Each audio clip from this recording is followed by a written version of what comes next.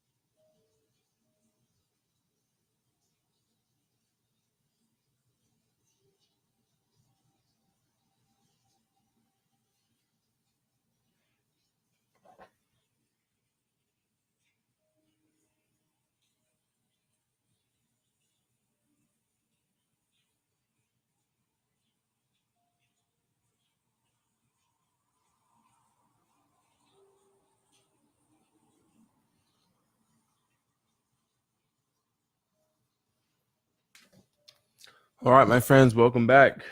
That was like a 30-minute meditation session.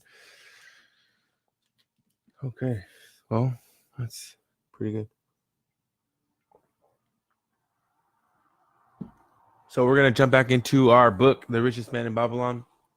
Good morning, Al. Happy Monday. And then I'll catch us up on the last 5 cures to building wealth. So I will see you all in the next 15 minutes here.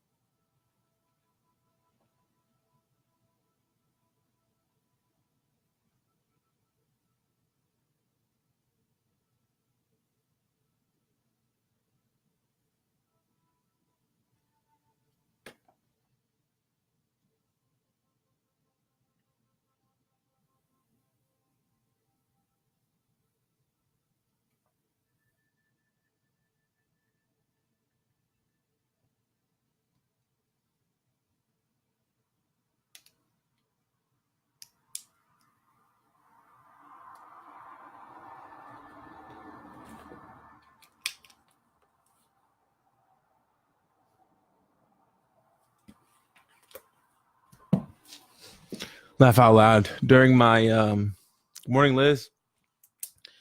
During the meditation, I was like, please don't have the alarm go off because I wanted some more time. And sure enough, I set all of my alarms for PM and not AM. Be careful what you ask for. No, I'm just joking. So, welcome back. We just finished half an hour of meditation and reading.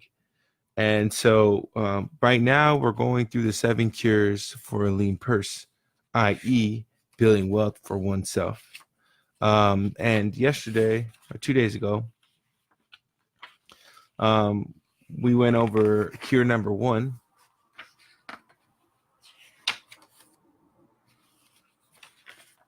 which briefly we mentioned, or we talked about putting some small monies aside so that you can start building your purse slowly. Cure 2 is control thy expenditures. And what's funny is I was just talking to my niece and some of my family over the weekend about this. Then I came back to the book and I started reading this and I was like, wow, look at that. Confuse not the necessary expenses with thy desires. Each of you, together with your good families, have more desires than your earnings can gratify. Therefore, are thy earnings spent to gratify these desires insofar as they will go?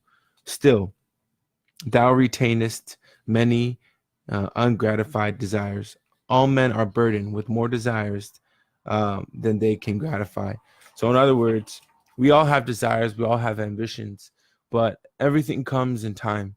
For us to try to satisfy all of our desires and all of our wants immediately, right away, or with lack thereof planning, could be very detrimental to building your purse. So select those that are necessary and others that are possible through the expenditure of 9/10 of thy income. Cross out the rest and consider them but a part of the greater multitude of desires that must go unsatisfied, and regret them not. So essentially, you take the first cure, the first lesson of building wealth, which is putting away 1/10 of what you make and then taking out the other 9, and then whatever you make within that 9, you can use that to satisfy your desires. But first you must allocate to your purse, to your savings. And then this book suggests that you cross out the rest and consider them but a great multitude of desires that must go unsatisfied, and regret them not. I would definitely keep them in mind because I feel that you will achieve them.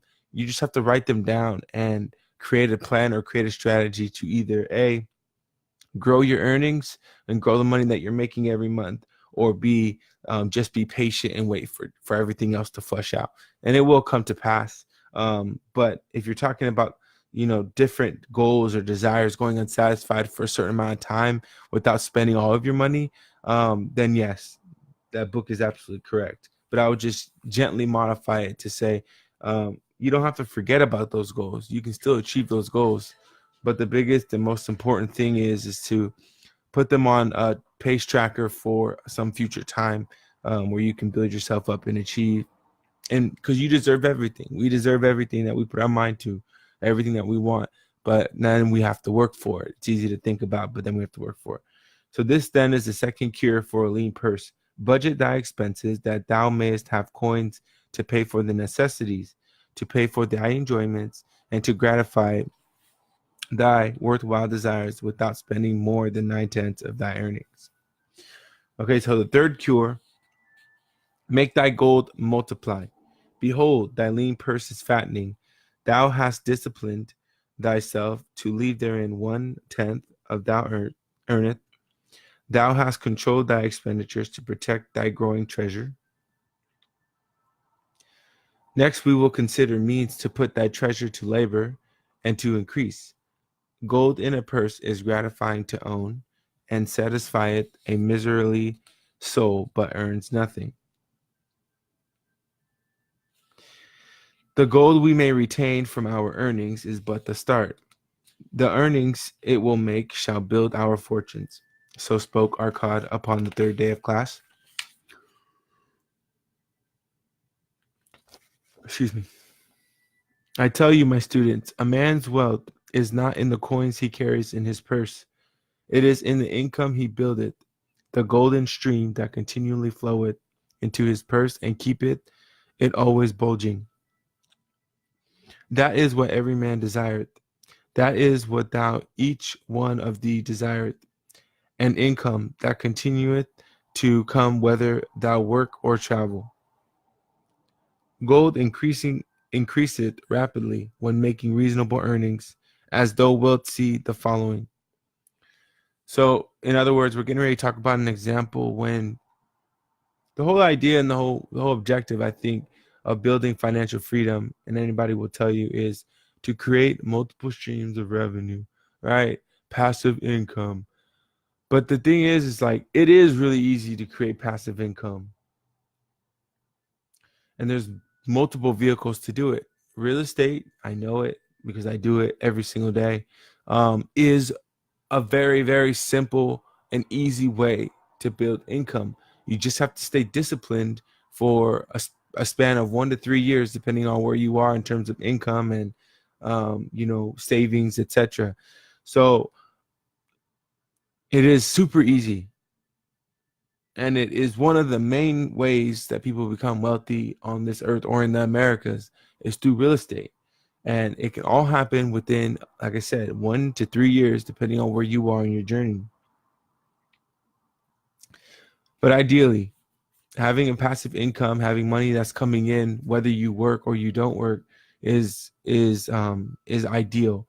So real estate is one portfolio, but then when you look at your job, whatever it is that you do, the other idea is using leverage. So you pay somebody to help cover multiple tasks so that you're then freed to leave or go on vacation, and all of your duties, all of your job responsibilities are being covered by the person that you're hiring to stand in your place. So you're trading. So you're pretty much trading. You're using your money to buy yourself more time back. So there's multiple ways to earn passive incomes, and it's not as difficult, I think, as people try to make it to be.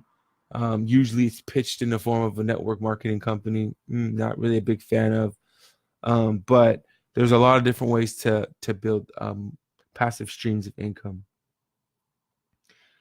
For example, a farmer, when his first son was born, took 10 pieces of silver to a moneylender and asked him to keep it on rental for his son until he became 20 years of age. This the moneylender did, and agreed the rental should be 1/4 of its value each 4 years.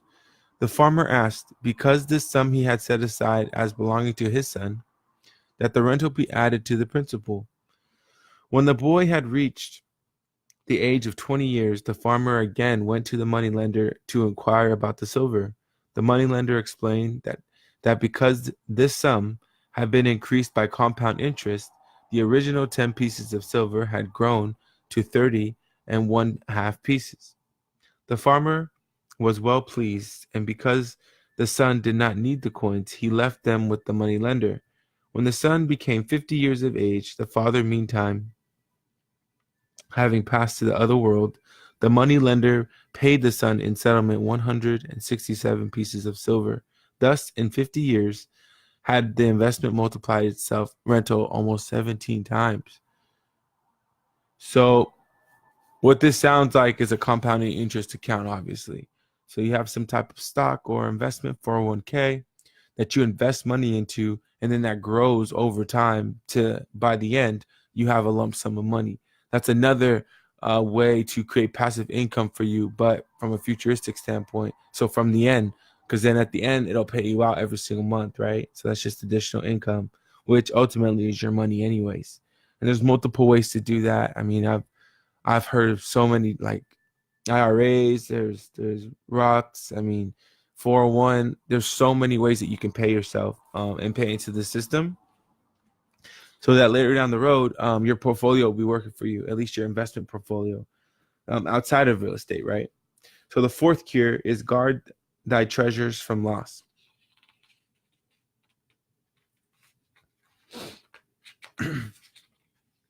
Misfortune loves a shining mark. Gold in a man's purse must be guarded with firmness, else it be lost. Thus, it is wise that we must first secure small amounts and to protect them before the gods entrust us with larger. So spoke Arkad upon the fourth day of his class. Every owner of gold is tempted by opportunities whereby it would seem that he can make large sums by his investments in most plausible projects. Often, friends and relatives are eagerly entering such investments and urge him to follow. So my computer's about to die here soon, but this is a very, very important one.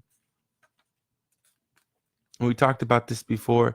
When you respect money and you're not desperate for money and you don't suffer and you don't you don't urge, you have a strong desire to accumulate wealth, but when you're not like a slave to money, then money will naturally find you, and it will find you with great grace. And when you get the money and you don't splurge the money, and you're intentionally, putting your money here to take care of this. You're intentionally putting your money here to take care of this. You're intentionally putting your money over here to start a savings account. When you start progressively thinking about how to utilize money without always just using it to satisfy your desires, but rather sacrificing and making your money, or thinking about ways to make your money make more money for you and to grow your money into different vehicles, then you are blessed with more money. So study carefully before parting with thy treasure each assurance that it may be safely reclaimed. Be not misled by thine own romantic desires to make wealth rapidly. So everybody wants to get rich scheme. Everybody wants to get rich fast, right? It's something that people are always talking about. But the biggest thing to remember is that building wealth takes time. Now, you can manifest a reality for yourself that could happen exponentially. I don't know what that would look like, because that's not my direction. That's not the way I go about doing it. But I guess the biggest part of this cure is guard thy treasure from loss by investing only where thy principal is safe, where it may be reclaimed if desirable, and where thou wilt not fail to collect a fair rental. Consult with wise men. Secure the advice of those experienced in the profitable handling of gold. Let their wisdom protect thy treasure from unsafe investments. Don't be so prideful that you don't listen to other people and their suggestions. I have a couple people that I know. One who listens to advice given to him all the time, and he executes, and he is enormously successful and will continue to be successful. I have another who is also very successful but doesn't like to listen, or is a little bit stern or prideful about listening to other people. And I see at times there's a struggle, or there's a waste of time in between active events, because they want to figure it out for themselves, which necessarily isn't a bad thing. But I guess the biggest thing in my mind is we share experiences and we share stories with each other so that we can expedite the process. That's the rapid wealth building part of this world, is by feeding and listening to other people's stories, and then using those experiences to catapult us into the next category, so we don't have to experience what these other people have experienced. Now, if we enjoy the journey so much that we want to go through that experience, then so be it. But for me personally, the reason why I love reading books is because it enhances my education, it enhances my experience, 5, 10, 15, 80, 100 years, at times, for books that have been written a long time ago. And so what that does is it gives me more focus, and it gives me more clarity on achieving my goals and what that's really going to look like. So I don't know, just heed that advice. So make thy dwelling a profitable investment. So, and I was actually talking about this over the weekend also. If a man setteth aside 9 parts of his earnings upon which to live and enjoy life, and if any part of his 9 parts he can turn into a profitable investment without detriment to his well-being, then so much faster will his treasures grow. So spake Arkad to his class on the 5th lesson. All too many of our men of Babylon do raise their families in unseemly quarters. They do pay to exacting landlords liberal rentals for rooms where their wives have not a spot to raise the blooms that gladden a woman's heart, and their children have no place to play their games except in unclean alleys. No man's family can fully enjoy life unless they do have a plot of ground wherein children can play in the clean earth, and where the wife may raise not only blossoms but good rich herbs to feed her family. So this one's a huge one. Like I always say, my Vietnamese uncle always told me, he said, make sure that your home is protected. Make sure that your home is good. It's on solid ground. If there's anything that you should pay off first, it's your house. It's your first house, your primary house. Pay that off first, because no matter what happens, if the market is up, if the market is down, frankly, that doesn't matter either. But if you, for whatever reason, if your business is down and you're not making as much money or whatever, you get sick, at least your families and your home, your main household is protected. And he told me that, and he told me that over a year ago, and I'll never forget about that ever. And so the fifth cure is making that dwelling a profitable investment. So always making sure that we are that every man owns that every man own the roof that sheltereth him and his family.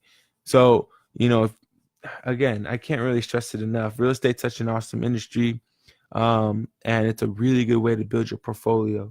So if you can buy a house, and you just have to, even if it takes time, everybody can.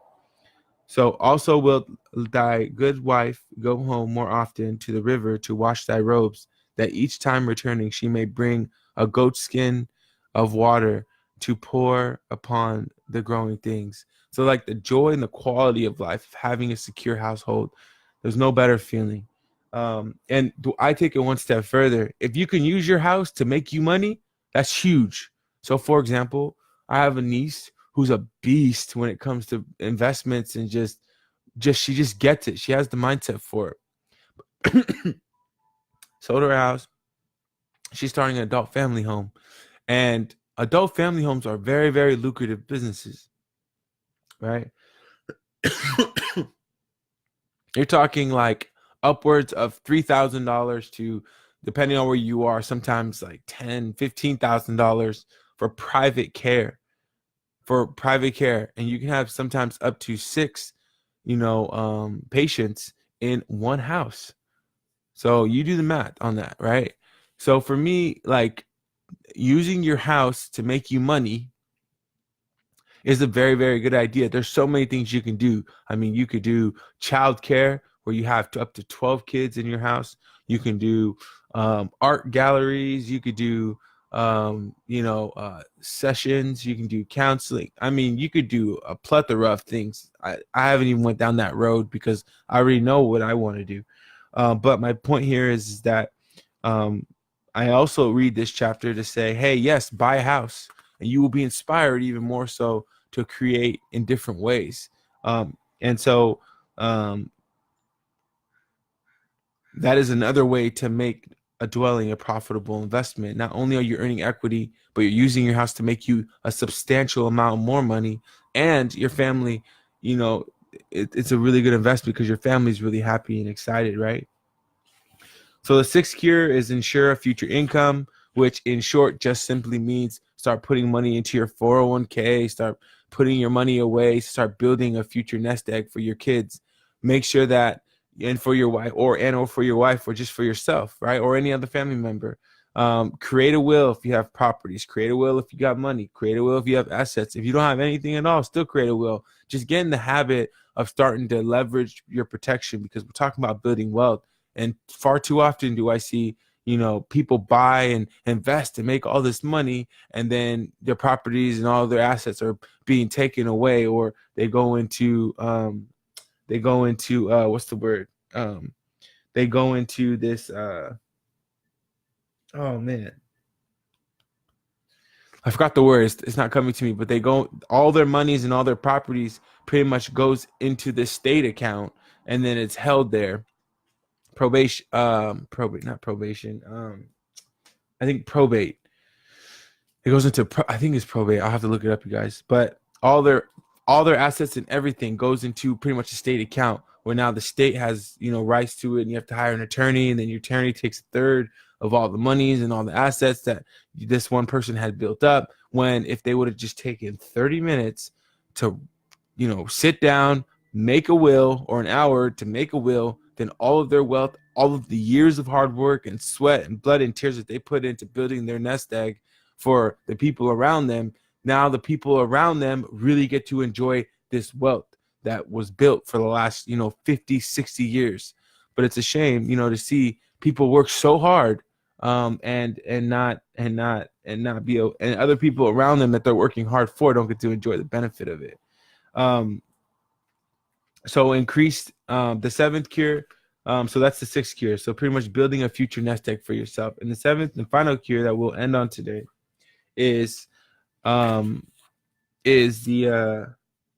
increase thy ability to earn. And it's interesting because we hadn't read this yet. And I said, if you can't put aside 10% of what you earn, then you got to either get more creative and make more money, or you need to or you don't need to do anything. But it's suggested that you have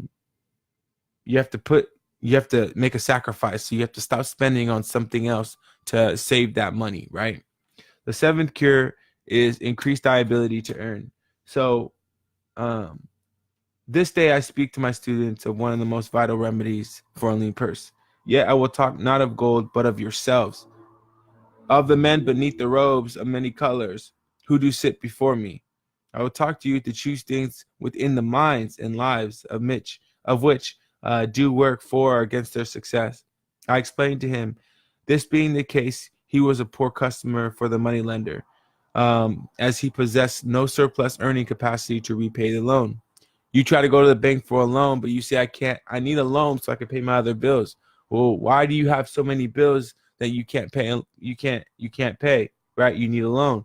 So when you go to the lender and you ask them for money because you can't pay your bill, the lender's looking at you like, well, you just, you can't even afford your own money. So your own bills. So the capacity to earn, you have to increase your capacity to earn.